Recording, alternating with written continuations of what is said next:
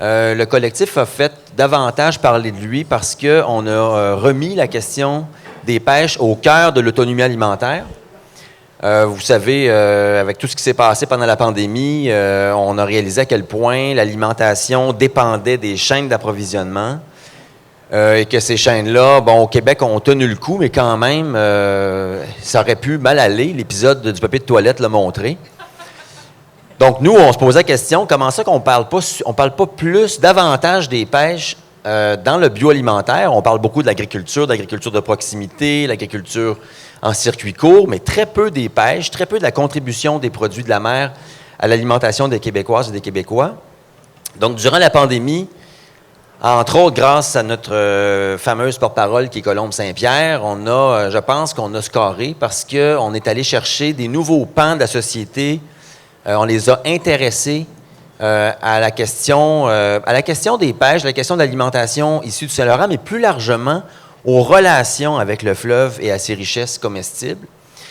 Et donc, évidemment, quand le congrès a été organisé, on n'a pas pu s'empêcher que de dire qu'il faut qu'on tienne un panel. Oui, je tiens à dire aussi que notre nouvelle campagne, Mange ton Saint-Laurent, du collectif Mange ton Saint-Laurent, s'appelle « Je suis Saint-Laurent ». Je vous invite d'ailleurs à aller voir sur notre page Facebook, sur notre site Internet. On a une visibilité, même sur le site de Ricardo, imaginez. On peut même avoir accès à la vie des pêcheurs et des pêcheuses, des cueilleuses d'oursins, via Ricardo, Radio-Canada, toutes sortes de sites intéressants.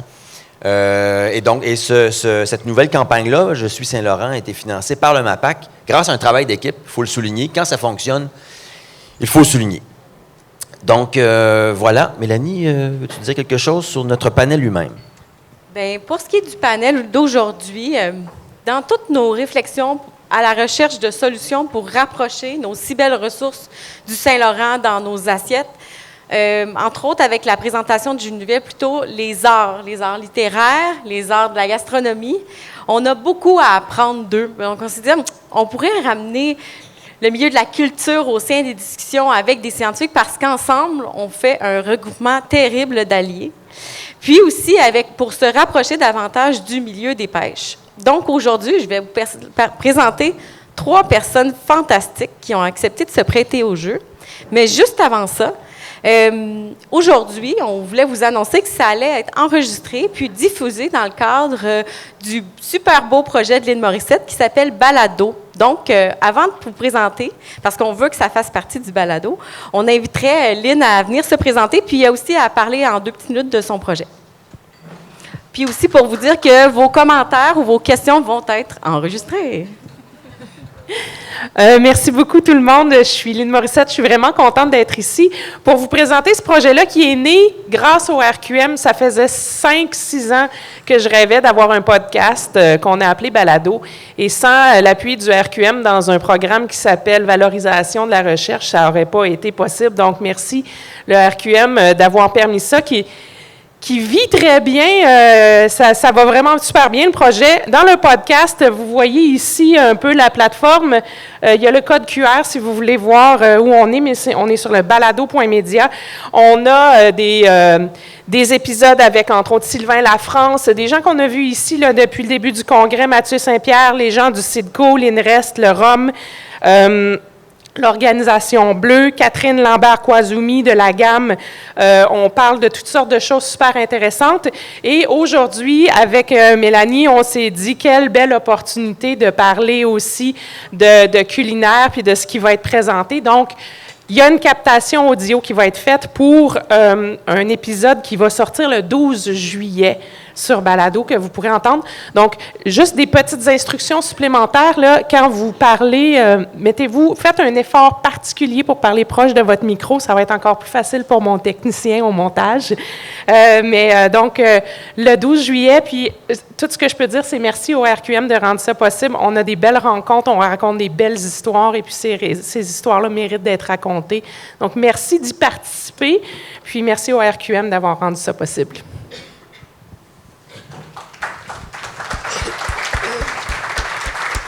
Merci, Lynn. Donc, sans plus tarder, je vais vous présenter les belles personnes qu'on a ici avec nous aujourd'hui. D'abord, Guy-Pascal Weiner, qui est le directeur des pêches de la Première Nation Wolastoqiyik-Washipiuk, la même nation que Mme Bélanger fait partie. Puis, on a invité Guy-Pascal parce qu'il est toujours plein de bonnes idées. En fait, Guy-Pascal, il a plus d'une trentaine d'années d'expérience dans le domaine des ressources maritimes. Il a occupé différents postes dans la chaîne d'approvisionnement et de valorisation des produits de la mer du Saint-Laurent. Il est aujourd'hui, comme je vous l'ai dit, directeur des pêches pour la Première Nation, où il gère un portefeuille de permis communautaires d'une dizaine d'espèces exploitées dans l'estuaire et dans le golfe du Saint-Laurent. Donc, merci, Guy-Pascal, de joindre à nous. Merci de m'avoir invité. Chloé Ouellette, vous avez eu la chance de goûter au 5 à 7 avant-hier. Toutes ces belles bouchées. Elle est titulaire d'un DEP en cuisine professionnelle de l'école hôtelière. Mais ce que je veux vous dire, c'est qu'on l'a rencontrée au salon Fauchette Bleue. On s'est dit, hey, wow, elle faut qu'on y jase. Fait que merci de te joindre à nous aujourd'hui. Merci, c'est un honneur d'être ici. Puis, tu sais, on veut pas juste connaître ta cuisine, on veut savoir qu'est-ce que tu en penses. Oui, j'ai quand même des bonnes opinions. Donc, elle est titulaire d'un DEP en cuisine professionnelle, d'un AEC en gestion d'entreprise de l'École d'entrepreneuriat du Québec. Cette dynamique chef s'est fait connaître par sa participation à l'émission Les Chefs en 2019, où elle a pu présenter au public sa vision de l'alimentation et du territoire. C'est une passionnée des produits d'ici. Elle est aussi gaspésienne, d'origine de Matane. Il est important de faire vivre, elle veut faire vivre à celles et ceux qui s'attablent à son restaurant une expérience gastronomique ancrée dans la campagne. L'agriculture est le moteur de ses inspirations. La chef officie dans une cuisine ouverte pour garder le contact avec sa clientèle, avec qui elle aime jaser entre deux services. C'est aussi son côté d'aubergiste, se plaît-elle à dire. Son dicton, offrir une cuisine sérieuse, mais sans se prendre au sérieux. Aussi, Roxane Bouchard. Bonjour. Je vous invite à connaître ses livres. Le sel de la mer. Ses romans policiers, La mariée de corail et Le murmure des agapics. Je l'ai fini à 5 heures du matin. Ma journée d'après était scrap, mais c'est des livres qui sont passionnants. Merci, Roxane, d'avoir le courage de te joindre à une gang de scientifiques geeks. Tu es plus que la bienvenue. Donc, Roxane est romancière, essayiste et dramaturge. Elle a publié 8 titres qui ont remporté de nombreux prix. Son monologue, Je t'aime encore, a tenu l'affiche d'une 60aine de soirées. Interpellée par le sort des militaires qui sont allés en Afghanistan, elle a fait paraître Un terrain miné et 5 balles dans la tête, 2 essais qui sont en cours d'adaptation pour la scène. Félicitations. Ses romans policiers mettent en vedette l'enquêteur Joaquim Morales, qui se situe dans un large horizon de la péninsule gaspésienne, à Carleton-sur-Mer, à Rivière-au-Nord, puis aux îles de la Madeleine. C'est bien ça? Hein? Je les ai lus, tes livres. Ils ont pour toile de fond les histoires des marins d'ici, les pêcheurs de homards, de crevettes, de morues, les chasseurs de phoques. Best-seller au Québec, elle est aussi vendue au Royaume-Uni, en Allemagne, en Italie. Donc, elle nous fait voyager. En France, nous étions, le sel de la mer vient de remporter le prix des quais du Polar de Lyon et le prix Compagnie des pêches au Festival Étonnant Voyageurs de Saint-Malo. Hey, merci de te joindre à nous. Merci beaucoup tout le monde. Puis, on a 2 questions. On a décidé de faire ça simple aujourd'hui. On a 2 questions pour nos panélistes. Quelle est la relation, quelle passion entretenez-vous avec le Saint-Laurent et comment la transmettez-vous, cette passion-là, aux personnes qui vous entourent? Donc, avec qui qu'on commence? Avec Roxane. Alors, bonjour. Moi, je me sens un petit peu l'arnaqueuse du siècle d'être ici parce que j'ai écouté des scientifiques parler, des chercheurs, et je suis une romancière. Je suis en fait celle qui ramasse vos histoires. Et j'ai comme le sentiment d'être un peu le Dracula de l'affaire. C'est-à-dire que moi, il y a peut-être une 15aine d'années, pour différentes raisons, j'avais un été de libre et j'ai décidé d'aller faire de la voile. Je rêvais d'apprendre la voile. Alors, j'ai pris un cours de voile au début du mois de juin à Rimouski. Il a mouillé, il y a eu un ordet de l'enfer, il a fait froid, c'était une expérience terrible. Et pourtant, j'ai adoré ça. Et après ça, j'ai décidé de suivre d'autres cours de voile et je me suis promenée de quai en quai en disant à des voileux, « Avez-vous besoin de bras à bord? Parce que je pourrais être équipage. » Et finalement, j'ai été pendant 6 ans de temps équipage sur différents voiliers sur le fleuve, dans la baie des Chaleurs, aux îles de la Madeleine. J'ai navigué près d'une 50aine de voiliers comme ça en étant équipage. Et entre 2 embarquements, ben, vous le savez, sur les quais ici au Québec, tu as des voiliers et tu as des bateaux de pêche. Alors, entre 2 embarquements, je me suis mis à jaser avec des pêcheurs qui se sont mis à me raconter leur pêche, leurs histoires, avec leurs anecdotes. Puis, ben, quand tu es équipage, il y a des fois où tu n'as pas grand-chose à faire parce que le skipper est parti au restaurant avec sa gang d'amis, puis toi, ben, tu es là. Puis là, je me suis mis à reprendre ces histoires-là en note. Et je me suis dit, puis tu sais, les pêcheurs ici, mais pas partout, là, mais ici, ce que j'ai pu remarquer à l'occasion, c'est qu'ils ont tendance un petit peu à allonger le poisson, la vague, le vent. Puis moi, j'aime ça, ces affaires-là où on me ment un petit peu puis qu'on me raconte la pêche miraculeuse. C'est ça que je veux. Et là, je me suis dit, pourquoi est-ce que je ne ferais pas un village de pêche où les pêcheurs sont tous un petit peu, pas menteurs, là, je sais pas, un petit peu de fiction. Et là-dedans, ben, je mettrais une enquête policière où un gars essaie de trouver la vérité. Et ça a été mon premier roman qui se passe en Gaspésie, Nous étions Celle de la mer. Ce roman-là a été traduit, donc acheté par une maison d'édition à Londres. Et quand je suis allée à mon lancement à Londres, je ne parle pas très bien le anglais, mais mon éditrice, elle me parlait très, très vite, puis là, elle me disait quelque chose, puis moi, je disais yes, yes, yes, yes, yes. Et Dieu merci, mon chum était là, puis il m'a expliqué après que mon éditrice, elle m'a dit, tu sais, moi, j'achète pas un roman, j'achète une série.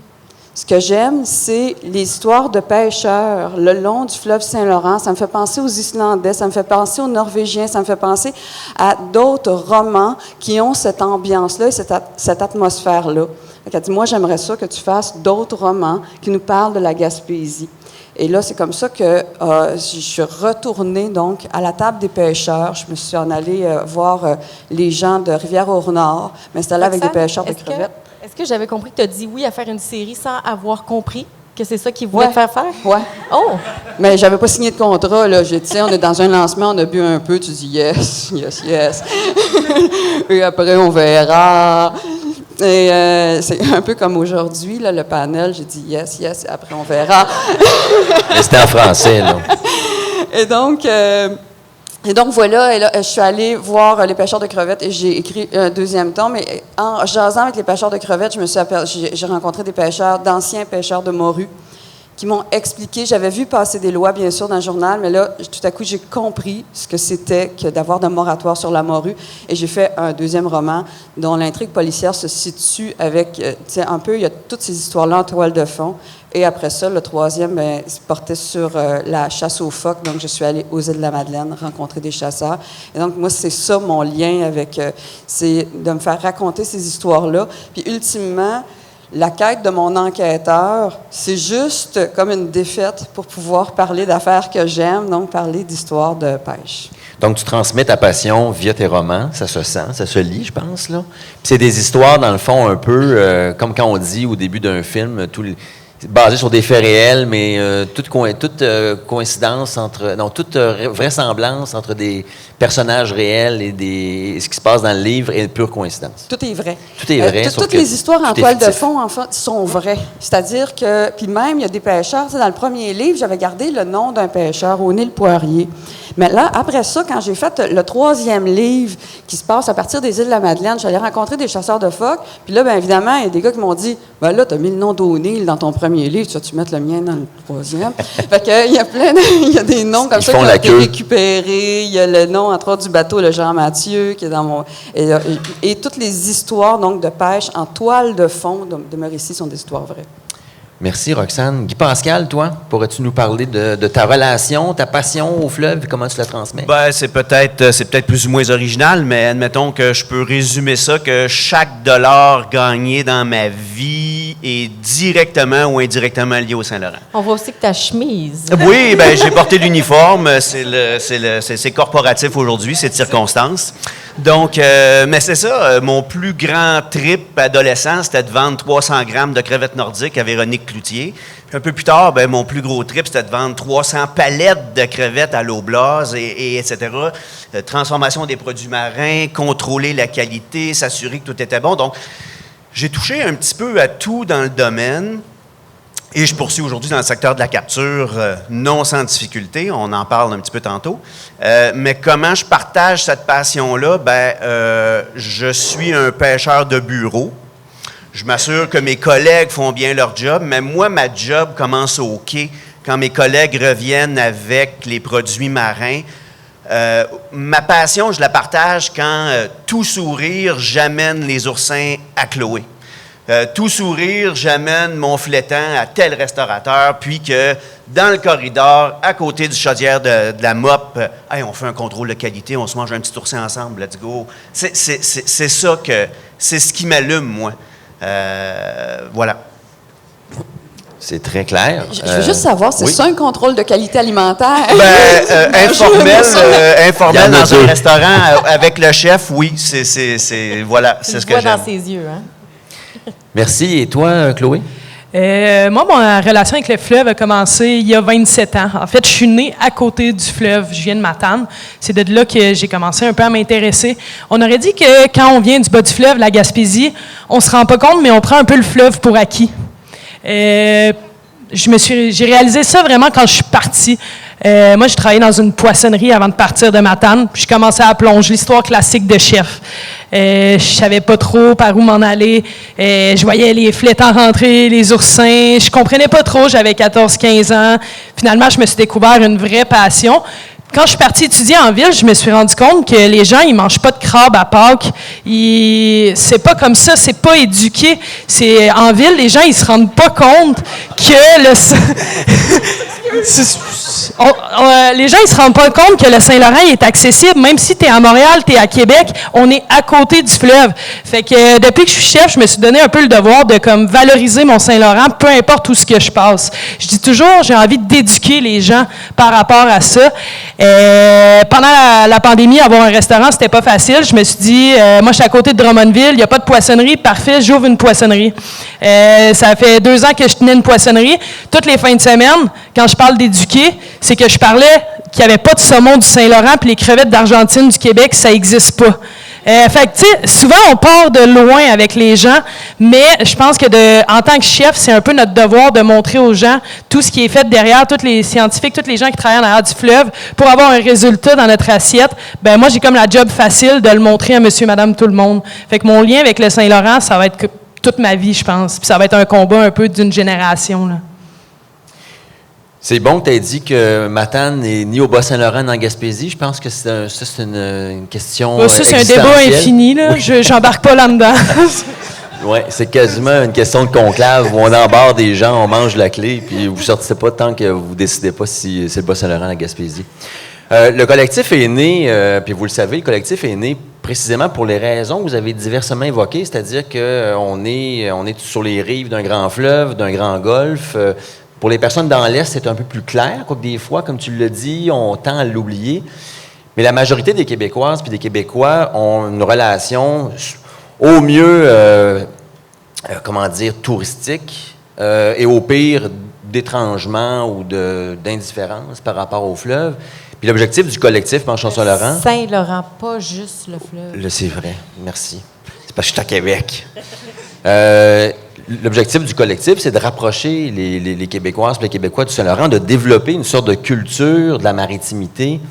Et donc, on comprend que vous êtes des acteurs de changement, des acteurs et des actrices de changement. L'autre question qu'on veut vous poser, comme actrice de changement, acteur de changement, si vous étiez première ministre ou premier ministre du Québec, qu'est-ce que vous feriez pour rapprocher, quelle mesure, plus je la mets au pluriel, là, si vous en avez 6, on les prendra toutes, quelle mesure vous privilégieriez pour rapprocher les personnes du fleuve Saint-Laurent et du golfe, Guy Pascal?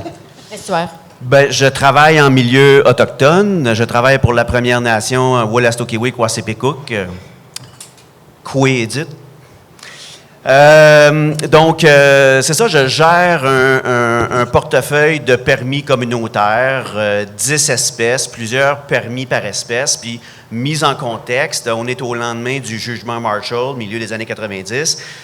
Au nom du droit inaliénable de l'accès à l'alimentation, les communautés autochtones de l'Est du Canada reçoivent des permis Et il y a autant de façons de gérer les permis communautaires qu'il y a de communautés. La seule chose qui est égale partout, c'est que ces permis-là, on ne peut pas les céder. Ils ne peuvent pas être vendus. Et à l'heure où la valeur de l'accès à la ressource a tout simplement explosé, ne devient pas pêcheur qui veut, ben, peut-être que à l'heure des changements climatiques où il y a malheureusement un peu plus de perdants que de gagnants, on peut dire qu'à court terme, peut-être un des gagnants à court terme, c'est le homard. Bien, dépendamment de la vision qu'aura le ministère des Pêches d'Océan dans le développement de la filière homard, quelque chose qui pourrait être intéressant pour donner accès au Saint-Laurent, ce serait peut-être d'émettre des permis communautaires un peu calqués sur le modèle autochtone. Je lance ça comme ça. Géré au niveau municipal ou géré au niveau d'une MRC. Donc, dans une gestion peut-être directe, participative, donc il y aurait des retombées, des emplois créés, ou sinon, peut-être que dans une distribution communautaire de cette ressource-là, dans des paniers pour les habitants de cette municipalité titulaire du permis. Donc, voilà une façon qui, d'après moi, pourrait être testée quand même rapidement. Le homard explose dans des zones où on ne pensait pas, 5 ans passés, à y trouver du homard. C'est le cas, donc, dans des endroits, Basse-Côte-Nord, Moyenne-Côte-Nord, Bas-Saint-Laurent, Gaspésie, où on dit qu'il y a des régions dévitalisées. Ben, voilà une façon où, d'après moi, de façon quand même relativement simple, on pourrait faire rayonner cette ressource-là à l'intérieur d'une municipalité MRC et d'en maximiser les retombées tout en respectant le principe du pêcheur propriétaire exploitant, bien que ça semble un peu contradictoire ici parce que je parle d'un permis communautaire, mais n'empêche que le modèle, parce que ça fonctionne en mode autochtone, je pense qu'un copier-coller, point de vue municipal, MRC, pourrait être intéressant. Parce que souvent, on cherche des solutions face aux problèmes. On dit souvent, tu sais, c'est bien beau critiquer, mais qu'est-ce que tu proposes? Ça, je pense que c'est une belle avenue à envisager. Puis surtout dans les modèles sur la table en ce moment pour coupler ou rapprocher la ressource ou la richesse naturelle et l'autonomie alimentaire, ou du moins diminuer la dépendance à l'égard des importations, ça serait un modèle qui serait tout à fait assez facile d'une certaine façon. Je ne parle pas des embûches administratives, mais assez facile puisque vous avez déjà ouvert la voie d'une certaine façon. Bien, à la Première Nation, au Lestokwe, on a des permis expérimentaux de homard depuis 5 ans. En 2018, j'hésite presque à le dire à voix haute, mais c'est une belle histoire. À Matane, en 2018, on était gênés de rentrer à quai après 10 semaines de travail. On a ramené 2000 livres de homard après 10 semaines de travail. On n'en parlait pas. C'était gênant. Cette année, on n'a même pas fini. À Matane, 5 ans plus tard, on a ramené 45 000 livres de homard. Il y a du homard. Donc, comment cette filière-là va être développée? Parce qu'il y a de la place pour d'autres joueurs.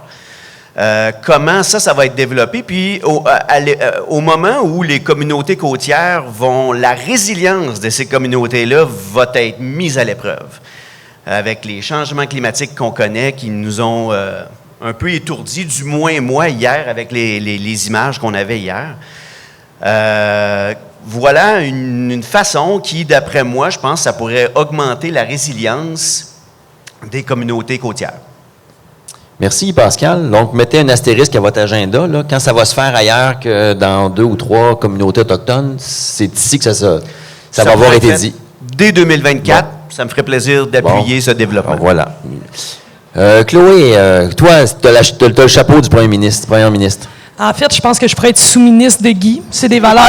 C'est vraiment j'ai un peu la même vision de tout ça. C'est sûr que de ce côté-là, un peu moins d'importation, on garde plus pour nourrir notre peuple. Ça, c'est un peu la base. Puis je pense qu'avec tout ce qui s'en vient, tous les collectifs, toutes ces choses-là, on va s'en venir vers une vision comme ça. Ensuite, pour valoriser ces beaux produits-là, moi, c'est sûr que j'investis dans un réseau de distribution très fiable parce que l'accessibilité, c'est très dur aussi. Oui, les pêcheurs, ils travaillent super fort, puis je les comprends qu'ils vont vouloir vendre un peu un gros lot de poissons, puis pas se barder à venir vendre à Chloé au pâturage à Sainte-Perpétue un flétan par semaine. C'est un peu inconcevable, c'est rêvé. Fait qu'un gros réseau de distribution où ce que toutes les épiceries, les institutions est capable d'un peu s'approvisionner facilement. C'est sûr que j'investirais là-dedans. Bien sûr, j'investis encore plus dans la recherche parce que sans recherche, ben on n'avancera pas dans tout ce milieu-là. Ensuite, je suis première ministre, j'y vais. Moi, je suis une rêveuse. Let's go. Moi, je suis une rêveuse, mais là, je change de ministère. Je m'en vais au ministère de l'Éducation. Je pense que j'ai investi dès la première année sur un nouveau programme de pêche et agronomie. En première année, tu identifies un caplan puis un céleri rave, puis au secondaire, tu parles d'économie des pêches puis tu en apprends plus. Je pense que c'est avec le début de cette génération-là, ils vont revenir. Moi, je suis un peu de la génération que j'ai appris à recycler puis j'ai appris à mes parents à recycler.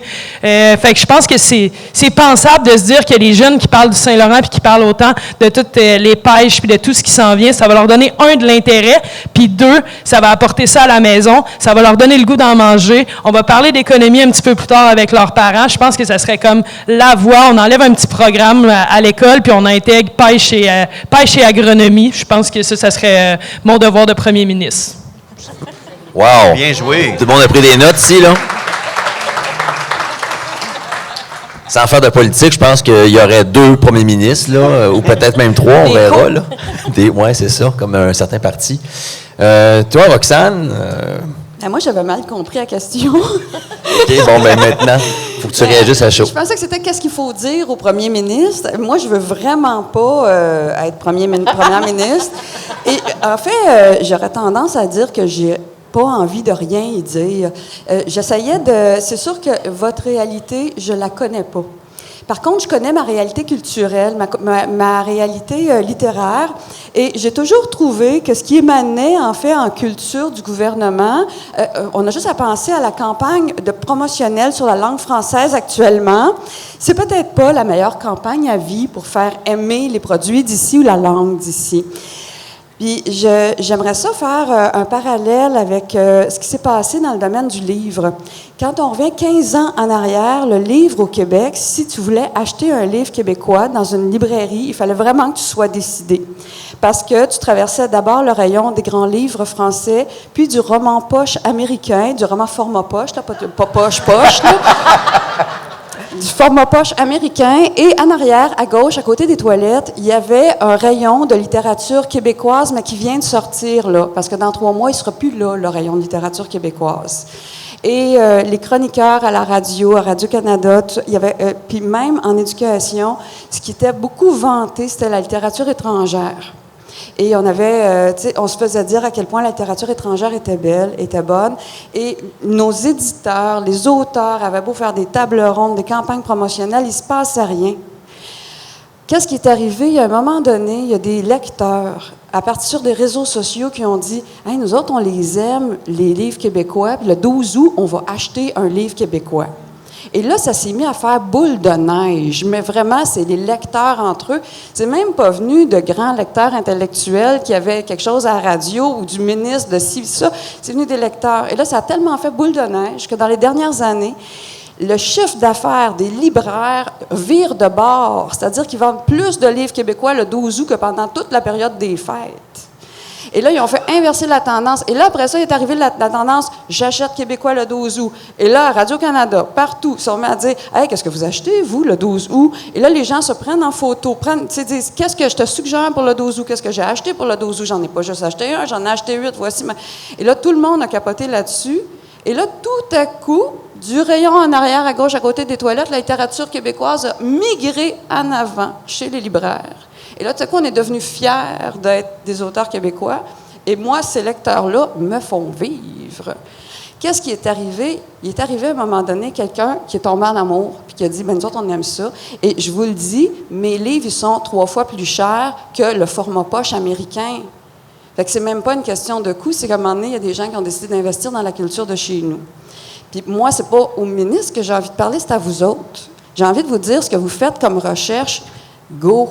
Faites ce qu'eux autres, ils font, là, des capsules vidéo. Ce que Colombe Saint-Pierre a fait, des capsules vidéo. On fait aimer. Si tout le monde me parle de Colombe Saint-Pierre, je dis, je m'en vais dans un colloque, je sais pas ce que je vais aller faire là. Et là, tout le monde a fait, c'est-tu le colloque à Colombe Saint-Pierre? Et là, tout à coup, il y a des gens comme ça qui parlent du fleuve, qui font aimer le fleuve, qui partent des scientifiques, des pêcheurs et qui font des courroies de transmission. Il y a toutes sortes d'activités culturelles, je pense, où vous pouvez vous faire voir. Je passais entre autres à Saint-Jean-Port-Joli, les champs marins de Saint-Jean-Port-Joli, à Tadoussac, il y a quand même un festival, le festival Petite-Valette. Partout, faites voir vos pêches, faites voir, c'est ça. Puis à un moment donné, les gens aiment, les gens parlent sur les réseaux sociaux, il y a les capsules vidéo qui se promènent. Et c'est là que les affaires, moi, je pense, peuvent changer à partir non pas du gouvernement, mais à partir de vous et de votre façon de propager cet amour-là que vous avez pour le Saint-Laurent. Wow! Hey. Il y a tellement, écoute, les parallèles parlent d'eux-mêmes. Le collectif Mange ton Saint-Laurent a commencé durant la pandémie à sortir des statistiques concernant les importations, les exportations de produits de la mer. Tu sais, 80% et un peu plus de ce qu'on pêche, là, ça a augmenté ces dernières années, est exporté.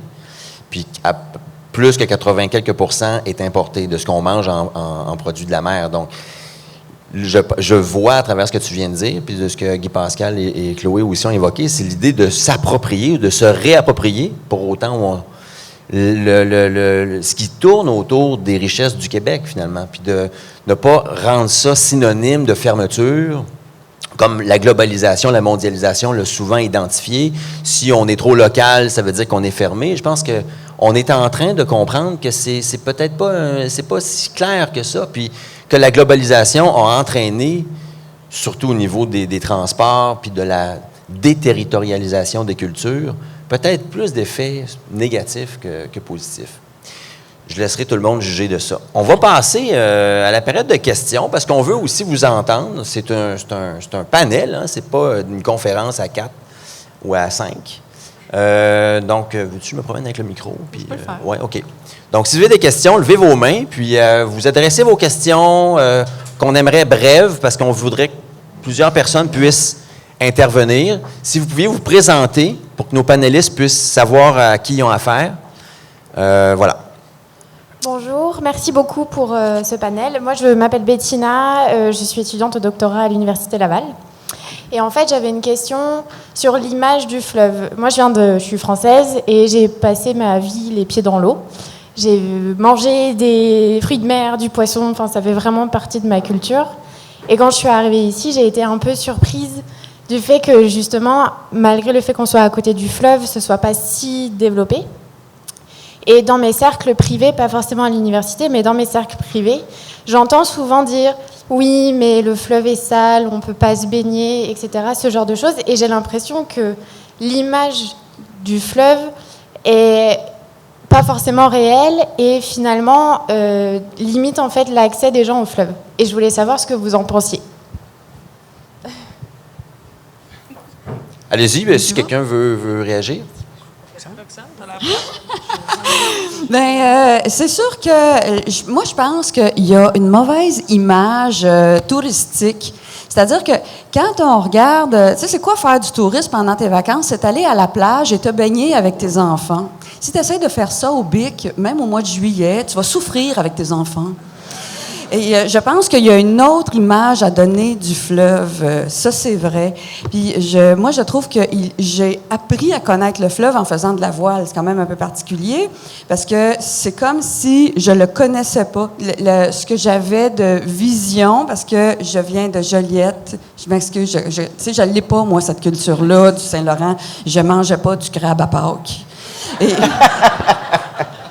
je suis pas chanceuse, là, tu vas dire, mais c'est ça, je viens d'une famille défavorisée, je pense, en ce sens-là. Et donc, J'ai appris à connaître. Je savais pas, moi, que le courant, il virait de bord 4 fois par jour avant d'aller dessus. Je savais pas que les bateaux, ils se ramassaient le cul dans la vase, dans certaines marinas, à certaines heures. Tout ça, je savais pas ça du fleuve. Alors, si j'arrive comme touriste au mois de juillet, avec ma tante, mes bikinis, tout ça, en me disant avec les enfants, venez, on va aller jouer dans le fleuve à Saint-Chrysostome, mais ça marchera pas. Fait que je pense qu'effectivement, il y a une image du fleuve à rectifier, puis il y a d'autres choses à aimer de ce fleuve-là, que cette espèce d'image touristique de Cuba on the beach qu'on a dans la tête. Bon point. Il y a l'aspect aussi saisonnalité aussi du fleuve. La nordicité de notre endroit, de notre territoire, fait en sorte qu'il est, entre parenthèses, inaccessible quand même plusieurs mois par année. Puis l'immensité du territoire fait en sorte aussi que le terrain de jeu, bien qu'utilisé, n'est pas forcément apparent. Puis c'est peut-être aussi, moi j'en ai parlé surtout comme étant redonner le Saint-Laurent, c'est de le manger, mais c'est aussi d'y jouer, c'est aussi de s'y divertir. Puis je l'ai peut-être passé sous silence, celle-là, mais ça, c'est très important aussi, là. Je pense qu'en plein cœur de la Gaspésie, les gens connaissent mieux la faune et la flore et les arbres que ce qu'on retrouve dans l'eau, à la rigueur. Donc, je pense qu'il y a toute cette éducation-là aussi à redonner, là, l'aspect ludique, un peu le plaisir que procure le plan d'eau. Amène ta tuque au mois de juillet, puis va en kayak. Tu sais, c'est cool aussi. Ça peut être le fun. On est un peuple nordique, puis pourquoi pas? C'est le fun, ça. Chloé, tu disais quelque chose? Ben en fait, ça tourne un peu autour de ce que mes deux panélistes disent aussi. C'est d'éduquer un peu. Tu sais, moi, en tant qu'amoureuse du fleuve, c'est un peu mon devoir de dire à tout le Québec comment tout le monde doit s'approprier son Saint-Laurent.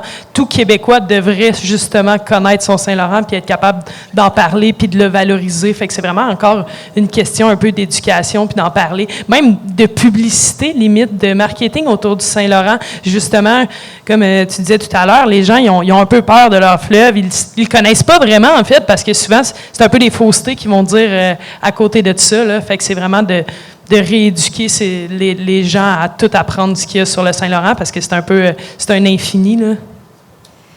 Puis si je peux compléter sur la notion de qualité, bien, il y a François Guillemette qui est là-bas, là. Lui, il mesure des contaminants. Mais je pense, ce que vous allez voir dans les vidéos des pêcheurs de la campagne Mange ton Saint-Laurent, c'est la notion de fraîcheur. Les produits qui nous viennent du Saint-Laurent sont d'ici et sont d'une fraîcheur exceptionnelle et aussi d'une grande qualité. Il peut y avoir certains enjeux de contaminants, mais de façon générale, il faut surtout se poser une question sur la qualité des aliments de la mer qu'on importe d'ailleurs. D'abord, ceux de chez nous sont assurément de bien meilleure qualité et d'une grande fraîcheur. Bonjour, je m'appelle Renaud Camiran. Je suis membre d'un nouvel OBNL qui s'appelle Ensemble pour un accès aux ressources marines. En fait, on discute de l'ouverture de l'accès aux ressources marines, puis du discours que j'entends, c'est super le fun, c'est super pertinent, les initiatives qui sont proposées, mais je comprends beaucoup que ça vient ou ça tourne autour d'un système économique. C'est vraiment de l'échange, du troc avec de l'argent et tout. Et on fait plus ou moins place au côté social. Puis on parle de se réapproprier le Saint-Laurent. Est-ce que vous croyez que c'est possible de se réapproprier le Saint-Laurent sans que monsieur, madame, tout le monde puisse aller toucher à un homard, puisse aller toucher à un petit crabe, toucher puis le rapporter à la maison, là, disons ça comme ça, lors d'une pêche récréative qui serait contrôlée. Au fédéral, on parle beaucoup là, de la politique des pêches récréatives, comme quoi l'utilisation de la ressource dans le cadre d'une pêche récréative est aussi valorisée que dans le cadre d'une pêche commerciale. Puis, je me rends compte qu'au Québec, on n'a pas cet accès-là. Puis, partout ailleurs au Canada, là, c'est beaucoup plus développé. Donc, qu'est-ce que vous pensez de ça? Merci pour votre question. Une très bonne question. Réponse complexe. Ce qui m'apparaît compliqué là-dedans, c'est qu'ultimement, ton patron, c'est Dame Nature. Donc, comment gérer tous ces cueillettes séparées et multipliées à travers le territoire? Comment quantifier ce prélèvement-là? c'est ce qui m'apparaît complexe, mais en même temps essentiel pour démocratiser ce plan d'eau-là et rendre ces ressources-là délicieuses, évidemment, mais de les rendre accessibles. Donc, dans un exercice de cueillette, de prélèvement, voilà ce qui m'inquiète, comment le quantifier. Moi, si je peux dire quelque chose là-dessus, mettons, si tu vas dans le bois, est-ce que tu reviens avec un arbre? Si tu vas à cabane à sucre chez mon cousin, est-ce que tu vas revenir avec une canne de sirop gratos? Tu sais, il y a quand même, je pense d'avoir un contrôle sur les pêches, c'est peut-être nécessaire aussi. Bien, au niveau du contrôle des pêches, j'ai travaillé pendant 5 ans et demi là, pour une organisation de pêcheurs qui a développé un système assez novateur là, de journal de bord électronique qui s'utilise sur téléphone, tablette, ordinateur, là, sans même avoir de réseau. Puis je crois que c'est quelque chose là, qui pourrait être démocratisé là, à monsieur, madame, tout le monde pour effectivement avoir un contrôle ou un suivi de ce qui est collecté ou récolté là, en mer.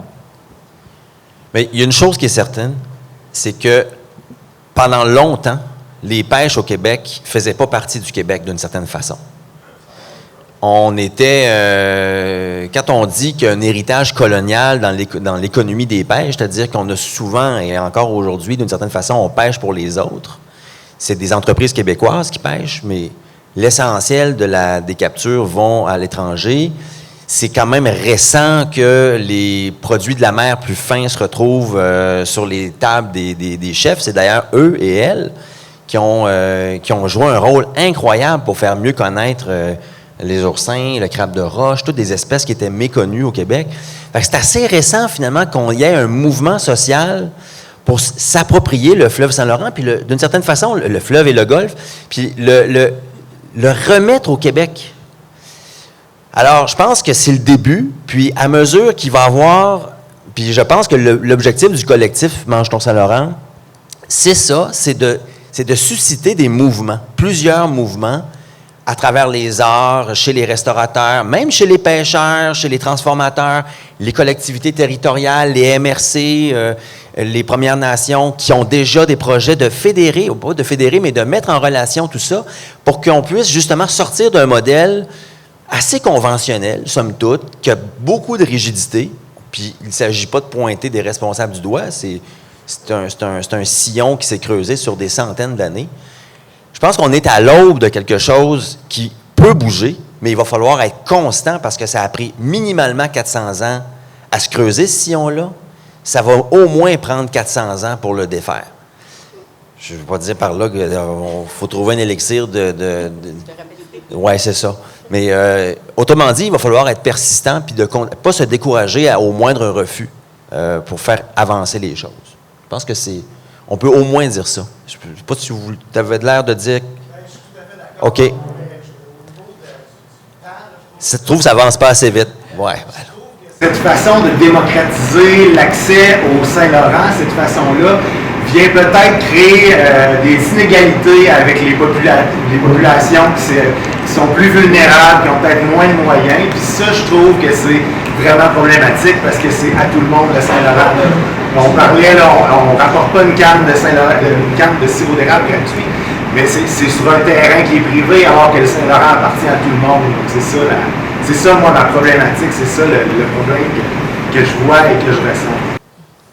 Moi, je suis vraiment d'accord avec ça. Je trouve que, admettons que je redeviens première ministre un petit 2 minutes, là. C'est un peu ce que je trouve déplorable de ça, justement, le côté social que j'aimerais apporter, c'est de mettre un peu des restrictions au quota à un prix fixe.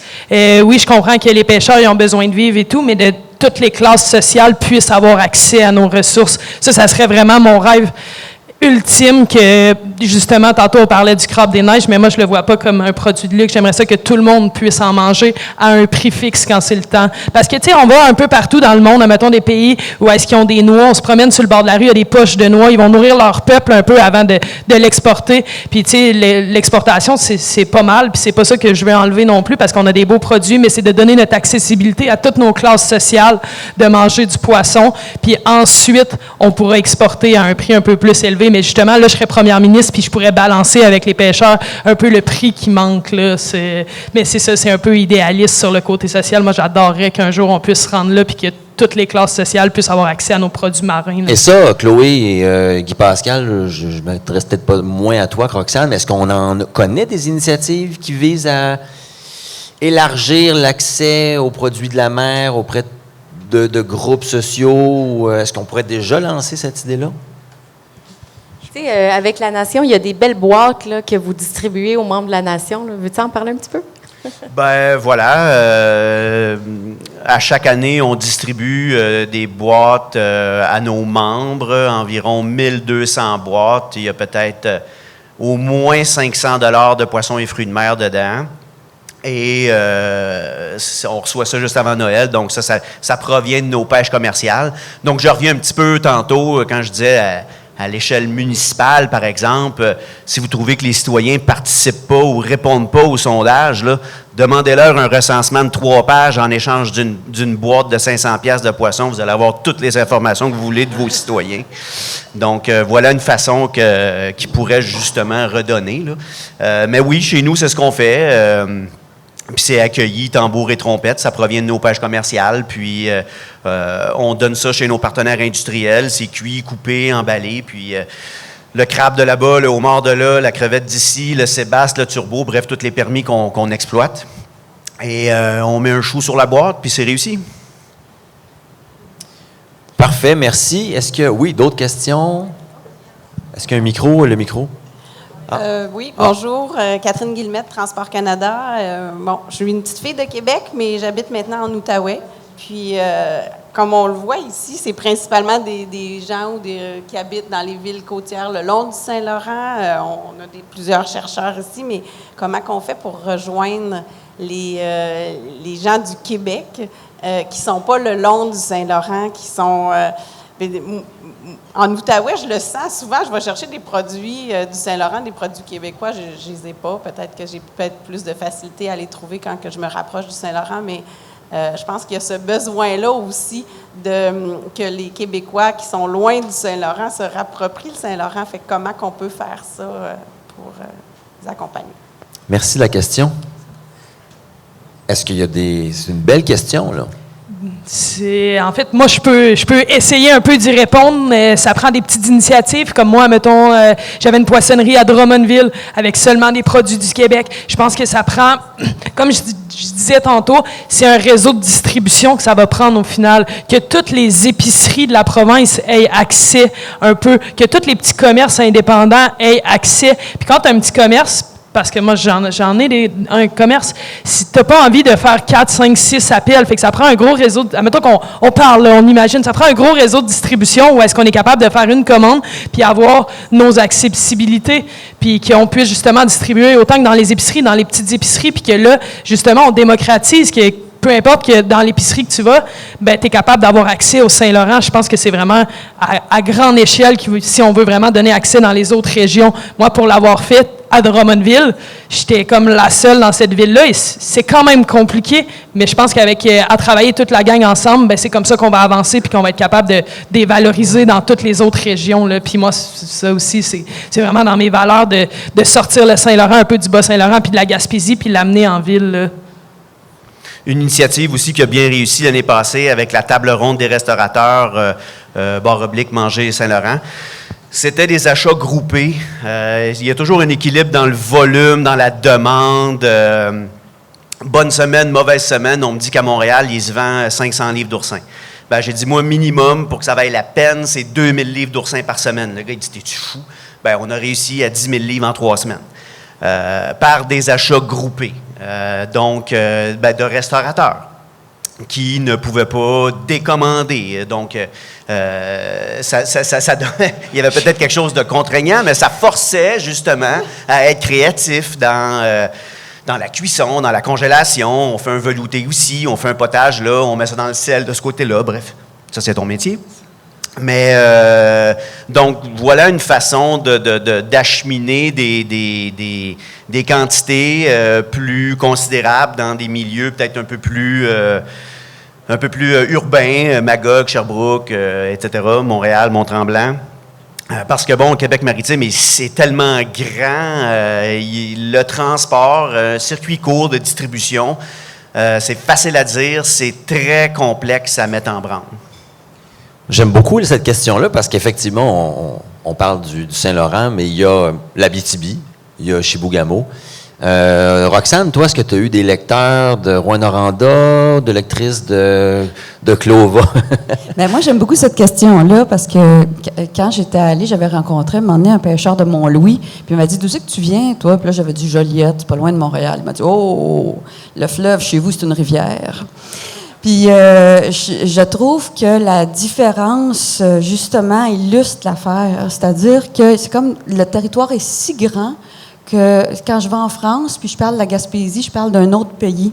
Je leur dis, vous arrivez au Québec, vous venez 10 jours en vacances au Québec, allez pas en Gaspésie, vous n'aimerez rien, vous allez faire de la route, et vous n'aurez pas le temps, à moins que tu fasses juste ça, aller en Gaspésie, mais vous n'aurez pas le temps d'aimer la Gaspésie comme on peut l'aimer quand on s'arrête, on s'assoit, on contemple le fleuve, on va jouer dedans un peu, on parle avec les pêcheurs et on parle avec des gens de là-bas. Sinon, vous allez juste tourner autour. Moi, je trouve qu'il y a une culture du fleuve. Tu sais, on parle d'alimentation. Moi aussi, j'aime ça, le homard. Bien, je vais manger le bon homard de la Gaspésie. Est-ce que pour autant, je vais aimer le fleuve, en parler et dire c'est important, la Gaspésie et le respect de la Gaspésie? Je ne sais pas.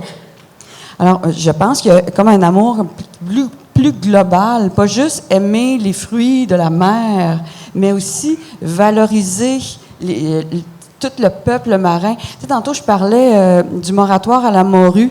Moi, j'avais suivi dans les journaux l'histoire du moratoire à la morue comme si ça se passait au Brésil, madame. Et là, quand je m'assois avec des gens qui parlent la même langue que moi et qui disent, tu sais, à bord des bateaux, là, on avait des carabines à bord parce que quand ils ont coupé mon permis de morue, il a fallu que je m'équipe pour aller à la crevette dans sa zone à lui. Et là, je fais tabarouette, il y avait la guerre chez nous, là. Et là, ça prend toute une autre dimension, ma connaissance du Québec. Et moi, j'ai décidé de m'attarder à ça, de m'arrêter là-dessus. Mais franchement, c'est pas dans les livres d'histoire, puis c'est même pas à l'école que j'aurais retenu ça. Qu'est-ce que vous avez retenu de vos cours d'histoire à l'école? Mais c'est quand je me suis assise avec des gens qui m'ont raconté leur histoire que là, il y a quelque chose qui a changé, qu'il y a une autre histoire. Puis tu sais, tu me demandes, moi, je dis, c'est tellement rien ce que je fais, mais quand même, je le vois, j'ai des lecteurs qui m'écrivent, tu sais, sur les réseaux sociaux, et là, ils font, « Hey, on est allé en Gaspésie et on a suivi la route de la mariée de Corail. » Et là, ils prennent une photo de tel homardier à telle place. Puis là, ils disent, ça répète le homardier de Angel. Là, après ça, ils se prennent en photo à Rivière. Et là, je fais, oui, yes, tu sais, le temps d'un été. Puis là, il y a des gens qui disent, sais-tu quoi, je suis allée jaser avec un pêcheur, puis finalement, on s'est ramassé dans son salon, puis il nous a raconté plein d'affaires. Mais pour moi, il y a comme quelque chose de gagné là-dedans si tu es allé à la rencontre de ton propre peuple pour rencontrer ta propre histoire. C'est dur. Merci, Roxane. C'est dur.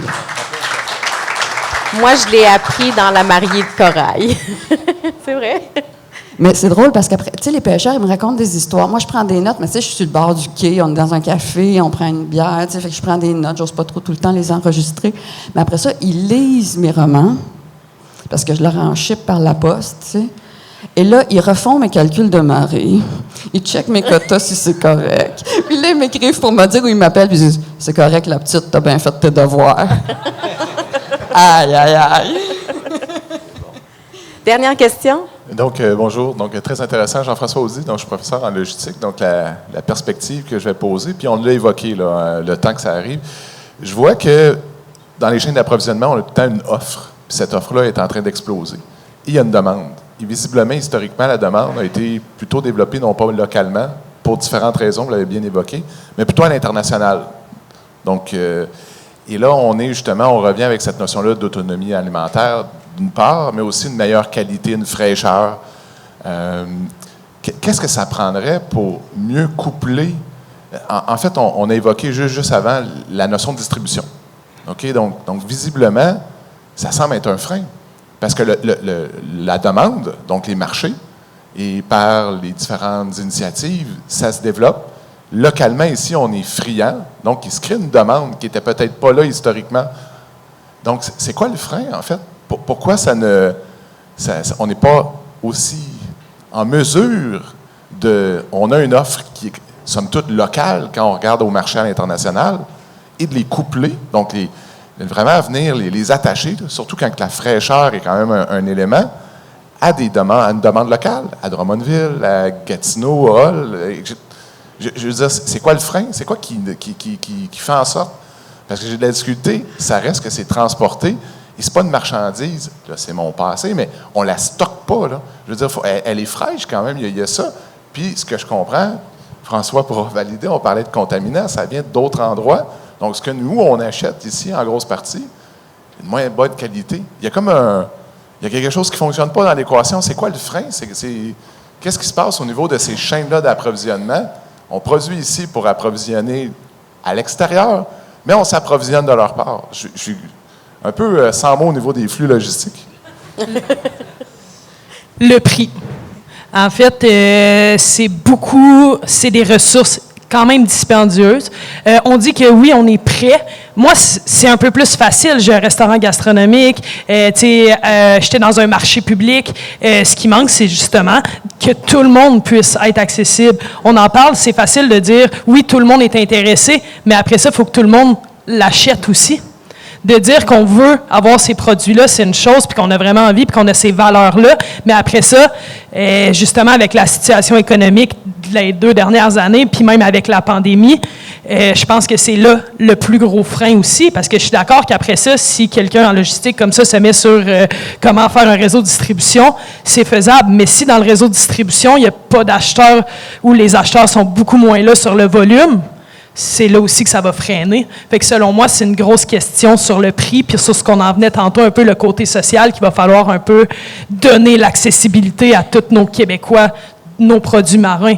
Je suis d'accord qu'un coup qui est rendu dans l'épicerie, il est dans l'épicerie, sauf que si il n'y a personne qui l'achète parce qu'il va coûter plus cher que le filet de saumon du Chili ou le tilapia, ben on n'est pas plus avancé, parce que justement, comme on disait, c'est du frais. On va le perdre. Fait que je pense que c'est le plus gros frein, c'est un peu ça aussi.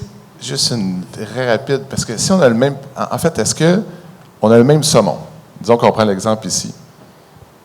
Dans le fond, ce que vous me dites, c'est de l'amener du Chili à ici par rapport à l'avoir localement.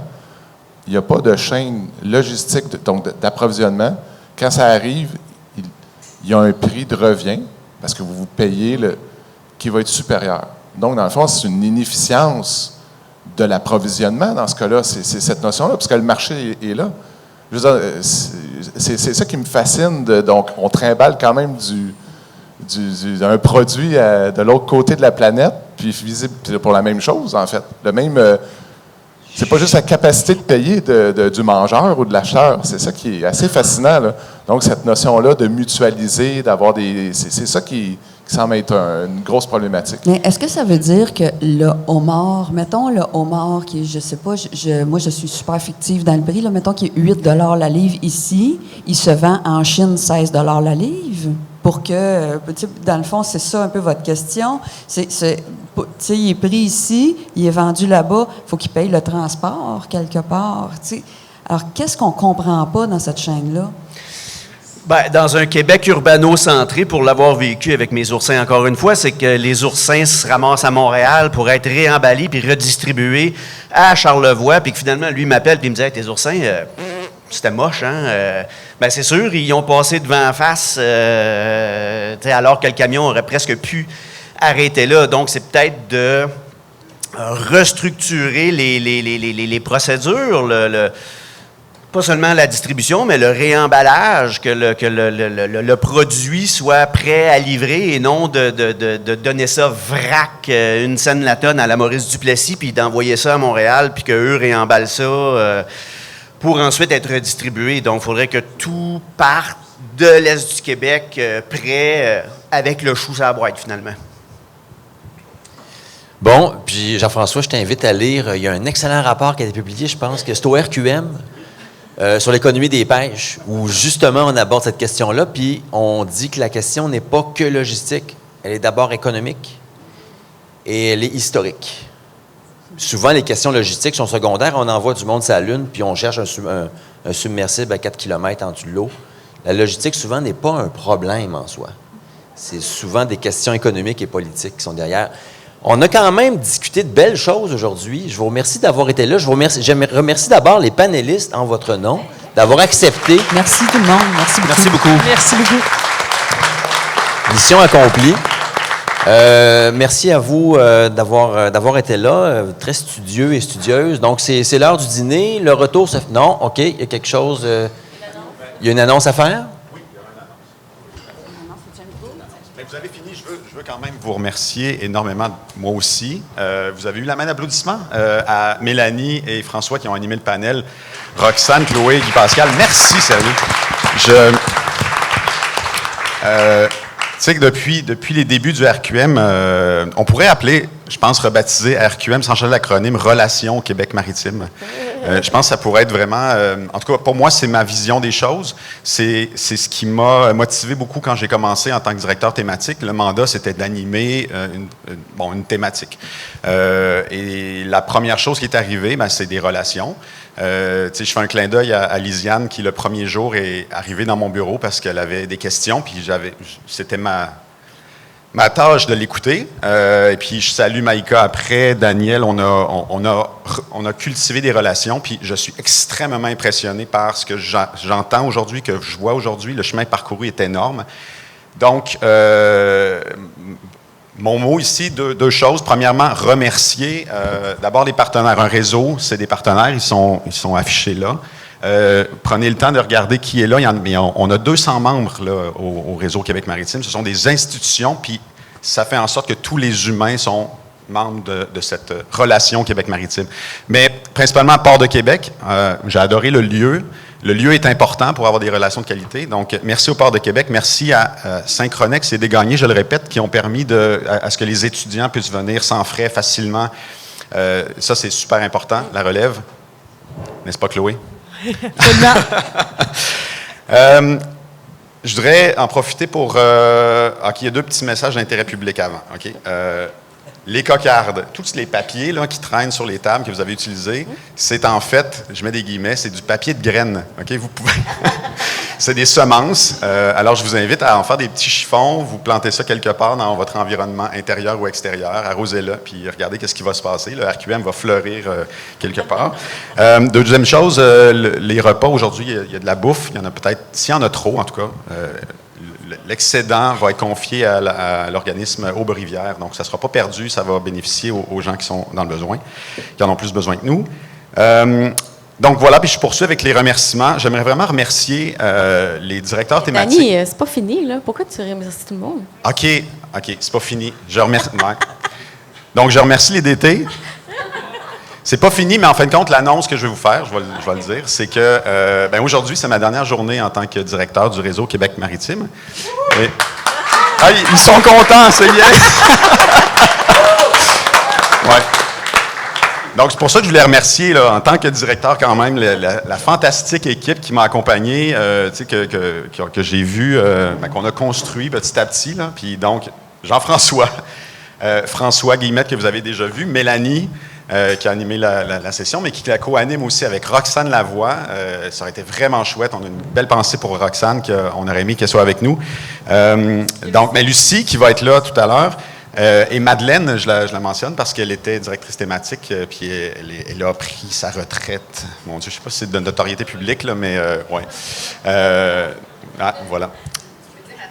Madeleine Nadeau, oui, OK, je les nomme Madeleine Nadeau. Donc, des personnes vraiment avec qui on a pu... ils ont travaillé super fort. C'est des gens engagés avec un grand E, enthousiastes, curieux, puis qui ont fait un job, comme je l'ai décrit tout à l'heure, là, en écoutant, en cultivant des relations, puis ça nous amène à des endroits qu'on n'aurait pas imaginé dans le passé. Là, j'en profite aussi pour remercier l'équipe. Là. C'est fantastique, ça. Puis là, je vais devenir émotif, là, mais... Nathalie, Marie-Michel, Maude, Viridiana, Isabelle, qui s'est joint à l'équipe aussi, Maxence, Kevin, fantastique travail, mais merci spécial à Geneviève, qui est la chef d'équipe. Ouais. Lève-toi, Geneviève.